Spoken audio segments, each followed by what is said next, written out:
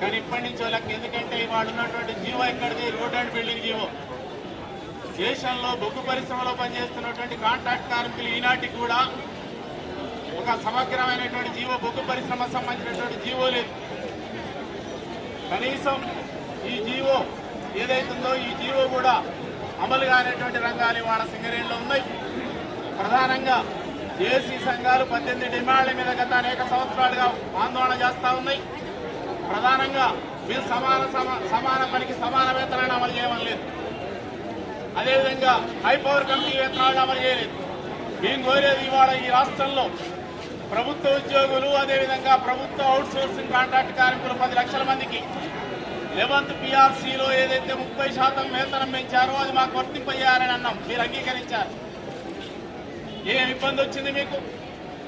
సింగరేణి మీ సంస్థ కాదా? సింగరేణి మీ పరిధిలో లేదా? సింగరేణి మీ సంస్థ, మీ పరిధిలో ఉన్నటువంటిది. అదే 60 జీవో ప్రకారం 60 సంవత్సరాల రిటైర్మెంట్ వయసును 61 సంవత్సరాల పర్మనెంట్ కార్మికులు సింగరేణిలో అమలు చేస్తున్నావు కదా. వాళ్ళెట్లా కార్మికులు అయ్యారు? వాళ్ళు ఈ తెలంగాణ రాష్ట్ర ఉద్యోగులు ఎట్లా అయ్యారు? వాళ్ళు ఈ కార్మికులకు 60 జీవో ఎందుకు అమలు చేయలేదని అడుగుతా ఉన్నాం. మీరు ఈ 60 కనీసం ఇప్పటికంటే 11,000 జీతంతో వాళ్ళ సింగరేణి కాంట్రాక్ట్ కార్మికులు ఎట్లా బతుకుతారో మీరు చెప్పగలుగుతారా? మీరు మీ మంత్రులు 11,000 జీతంతో ఒక నెల బతికి చూపించండి, మేము కూడా బతుకుతామంటున్నాం. ఇవాళ మీరు సింగరేణిలో డబ్బులు లేవా? లాభాలు లేవా? ఇవాళ 30,000 మంది కాంట్రాక్ట్ కార్మికుల యొక్క శ్రమ దోపిడీ, బానిస పని పద్ధతి, వెట్టి చాకిరి, తద్వారా మిగిలినటువంటి డబ్బులు మాత్రమే సింగరేణిలో లాభాల్లో వాటా పర్మనెంట్ కార్మికులకు ఇస్తా ఉన్నారు. మా చెమటి చుక్కల్ని వాళ్ళు మా జేబులు కొట్టి, మా కడుపులు కొట్టి అవతలిస్తున్నటువంటి ఒక పరిస్థితి మీరందరూ కూడా ప్రభుత్వం. అందుకే రాష్ట్ర ప్రభుత్వం ఇవాళ సింగరేణి అంటే పెద్ద లాభాలు ఆర్జిస్తున్న పరిశ్రమ, అనేక రివార్డులు తీసుకుంటున్నటువంటి పరిశ్రమగా ఒకవైపు మాత్రమే మనం చూస్తా ఉన్నాం. రాష్ట్ర ప్రజలు చూస్తా ఉన్నారు. ఇదే పరిశ్రమలో ప్రైవేట్ రంగ పరిశ్రమ కంటే తక్కువ జీతాలతోటి, వేతనాలతోటి, సౌకర్యాలతోటి పనిచేసేటువంటి కాంట్రాక్ట్ కార్మికులు, అర్ధాకలతోటి పనిచేసేటువంటి కాంట్రాక్ట్ కార్మికులు ఒక పక్క ఉన్నారనేటువంటిది ఈ రాష్ట్ర ప్రజానీకానికి మనం చెప్పాల్సినటువంటి అవసరం ఉంది. మీరు ఇవాళ 26,000 రూపాయలు రాష్ట్రంలో 550 కళాకారులకు రాష్ట్రం వచ్చిన తర్వాత డబ్బు కొట్టే వాళ్లకు, పాటలు పాడే వాళ్లకు సరిపోవు 10,000 అని 26,000 రూపాయలు ఇచ్చారు. మేము వద్దంటలే. అదే మరి సింగరేణిలో 8 గంటలు ఉత్పత్తిలో ప్రత్యక్షంగా పరోక్షంగా పనిచేస్తున్నటువంటి కాంట్రాక్ట్ కార్మికులకు నువ్వు అదే వేతనం ఎందుకు ఇవ్వలేకపోతున్నావు అని అడుగుతా ఉన్నాం.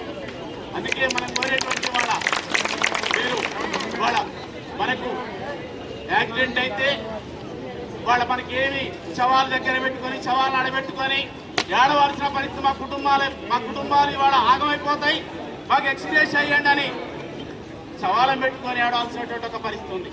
మరి కేసీఆర్ గారు మీరు బీహార్ పోయిర్రు, మీరు సరిహద్దులో చనిపోయినటువంటి బీహార్ వాళ్ళకి ఇక్కడ వలస కార్మికులు బీహార్ వాళ్ళు చనిపోతే ఇచ్చిరు, అక్కడ పోయి 10 లక్షలు 5 లక్షలు పంచి వచ్చారు, సంతోషం.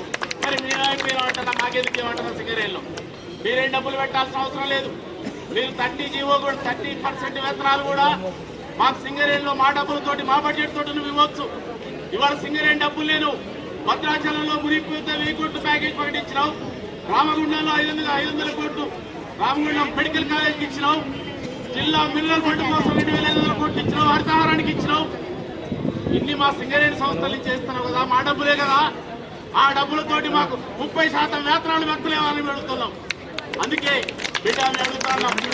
గతంలో వచ్చారు ఎమ్మెల్యేలు, మా కవితక్క అయితే కేసీఆర్ దగ్గర డైరెక్ట్ తీసుకుపోయి మీ వేతనాలు వేస్తారని మున్సిపల్ ఎన్నికలు వచ్చినప్పుడు, ఎమ్మెల్యే ఎన్నికలు వచ్చినప్పుడు కడుపులో తాకాయ పెట్టి ఓట్లు వేయించుకొని అయిపోయింది. బిడ్డ ఇప్పుడు రండి, మీ జీతాలు పెంచకుండా మా ఏరియాలో ఎట్లొస్తారో, మీరు మా ఏరియాలకు ఓట్లు కావాలంటే ఎట్లొస్తారో, 30% వేతనాలు పెంచకుండా, మమ్మల్ని ఉద్యోగులుగా చూడకుండా, ఈ రాష్ట్రంలో ఉద్యోగులుగా గుర్తించకుండా, వేతనాలు పెంచకుండా మీరు మా దగ్గరికి వచ్చినప్పుడు బిడ్డ మేము చెప్తాం. మేము కూడా తగిన సమాధానం చెప్తాం. అందుకే మిమ్మల్ని అందరినీ కోరేటువంటిది ఇవాళ తాడో పేడో తెలుసుకోవాల్సినటువంటి అవసరం ఉంది. మన వేతనాలు పెంచుకోవాల్సినటువంటి అవసరం ఉంది. 18 డిమాండ్ల మీద అయితే డ్రాఫ్ట్ రాసిందో దాని అమలు కోసం మనం ఉద్యమం చేయాల్సినటువంటి అవసరం ఉంది. మీరు ఇవాళ పోలీస్ స్టేషన్లో సింగరేణి వ్యాప్తంగా కోరెట్ నుంచి మనుగురు దాకా 500 మంది దాకా అరెస్ట్ చేశారు. ఈ హైదరాబాద్ లో కూడా అరెస్ట్ చేశారు. బిడ్డ మీరు పోలీసులు కేసీఆర్ ప్రభుత్వం ప్రజాప్రతినిధులు మా దగ్గరికి వచ్చి పని చేయకుండా మమ్మల్ని ఆపగలుగుతారా? మా పని మీరు చేస్తారా?